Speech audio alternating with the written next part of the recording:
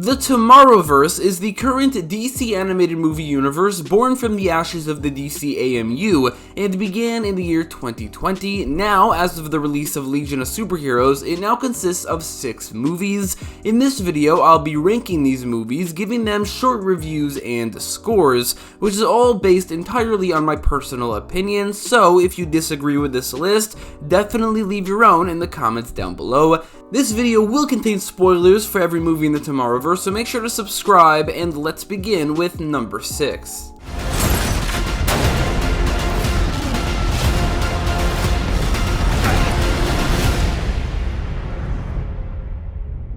Green Lantern Beware My Power is easily the most disappointing movie in the Tomorrowverse. On one hand, it's awesome that DC isn't at least a little bit shying away from Green Lantern content, like they've basically been doing since 2011 with the flop of that first movie, but on the other hand, this movie isn't very good. One problem the Tomorrowverse movies in general have is more of a technical issue, poor sound design, and this movie suffers from this much more than any other. A lot of the movie is just like this unnatural sounding conversation where somebody says something, there's an uncomfortably long pause accompanied by absolutely zero background music, and it's very distracting, more so in this movie than any of the rest, but it is present in almost all of the Tomorrow movies, at least a bit. There's also other issues, like the plot not making sense, like how can Jon Stewart possibly beat the villain who killed the entire Green Lantern Corps, and to that fact, just the fact that the entire Green Lantern Corps died and their lore was completely simplified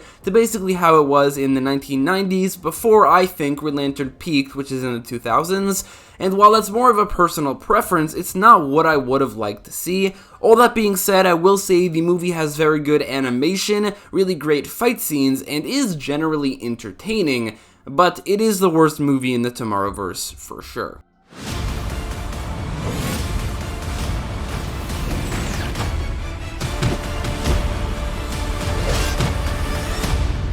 Legion of Superheroes is a big step up from the previous entry in the Tomorrowverse, but there's a reason it's at this point on the list. Watching the movie, I was impressed with the animation, I liked the main characters, and thought that Supergirl specifically was very well developed as a main character, which was helped immensely by the opening scene showing the destruction of Krypton from her perspective, a scene that I really liked. I also really like the twist of this movie, the fact that Mon-El is a villain. I did not see that coming at all, although after Aquaman in Justice Society World War II and Hal Jordan in Green Lantern Beware My Power, maybe I should have, because there's a trend here. I do think that hardcore Legion fans wouldn't be fans of this change and other changes in the movie, like the Legion Academy members and how some of them were around from basically the beginning in the comics, but here they're the new recruits. It is different. However, I was never a hardcore Legion fan. I was always a Legion fan, but never a hardcore fan, so I don't mind these changes. In fact, I welcome them. I think the characters they chose and where they put them, it fits the movie,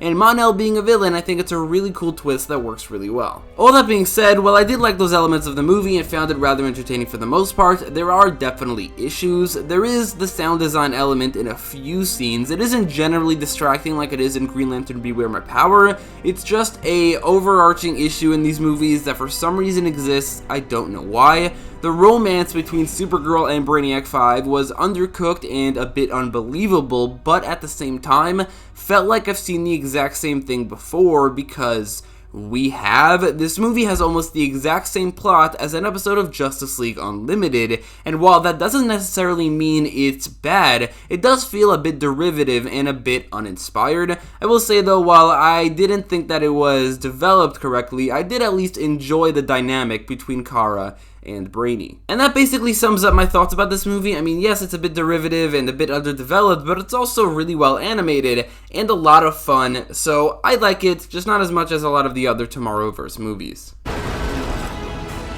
Let them go! My name is Kal-El of Krypton, and I come in peace. The universe got off to a relatively strong start in my opinion with its namesake Superman Man of Tomorrow, which was an interesting new take on Superman's origin story, or rather his early years, where he isn't all that familiar with Krypton and only discovers his true origins over the course of the movie, which leads to a very human, down-to-earth, and relatable Clark Kent, which is the type of characterization for Superman that I much prefer over the godly or more alien representations of the character that some other animated movies have gone for. At the same time, the movie focuses on a very interesting dynamic with the concept of aliens, where Parasite, who's a human, is assumed to be an alien and a monster, while Superman, who's an alien, is assumed to be a human and a hero, and along with the inclusion of other aliens like Lobo as a villain and Martian Manhunter as a hero, it makes for an interesting focus for the movie. It's something that I really enjoyed. Like, they clearly stuck to something for this movie, the concept of Superman being an alien who looks like a person, and Parasite being a person who looks like an alien, and I think it works really well. Honestly, this feels like a pretty good blueprint, or maybe like a bare-bones, stripped-down, very shortened version of what Superman Legacy could look like. It's obviously not perfect, it is number 4 on this list, it has the sound design problems, maybe doesn't always live up to its really good concept, but overall, I thought it was a really good start to this universe. Mother of God.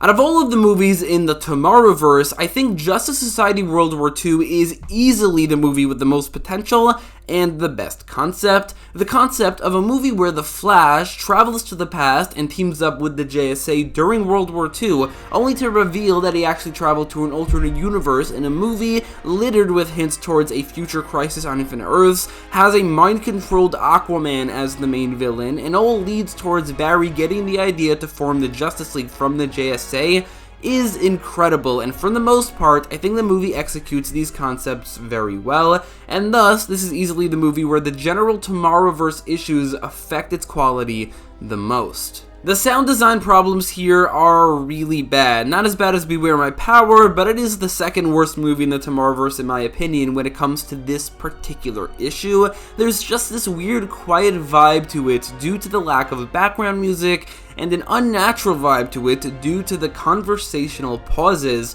I do not understand why they just don't cut out that second of a pause. And that's why this movie is at number 3 on this list, despite having, in my opinion, the best concept, the most original idea, and honestly a great execution in terms of the story of that idea. However, number 2 and 1 on this list just do not have these technical issues that plague this universe. So while this movie might be my favorite, and it might be the one that I'd like to talk about the most, it just isn't the best, and honestly that's kind of objective. It has these technical issues that number 2 and number 1 simply do not. They're just better produced. So let's get to number 2 and 1. Must endeavor to lift it up again.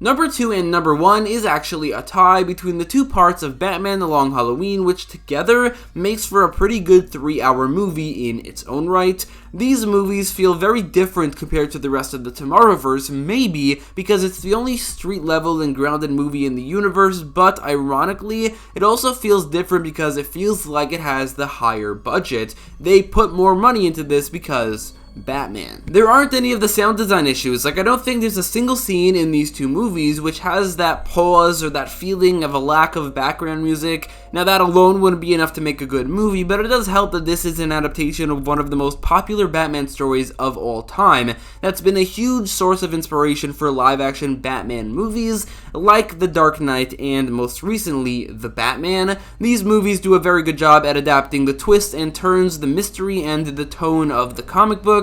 It has great voice acting and animation, and in general is just more professionally made than any of the other movies in the Tomorrowverse. It was was hard to choose what's number 1 and what's number 2 because the two movies blend together rather well. However, if I really had to choose, I'd put part 1 at number 2, so that's the second best movie in this universe, and the best movie is Batman: The Long Halloween Part 2.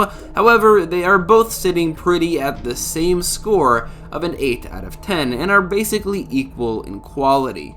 So in the end, this universe has an average of a 7.1 out of 10, which definitely isn't bad or anything, but it's also not exceptional, and this universe has the potential for a lot higher of a score, and is definitely held back by the technical issues. Let me know your list in the comments down below, and if you like this video, goodbye. Thanks for watching. Bye.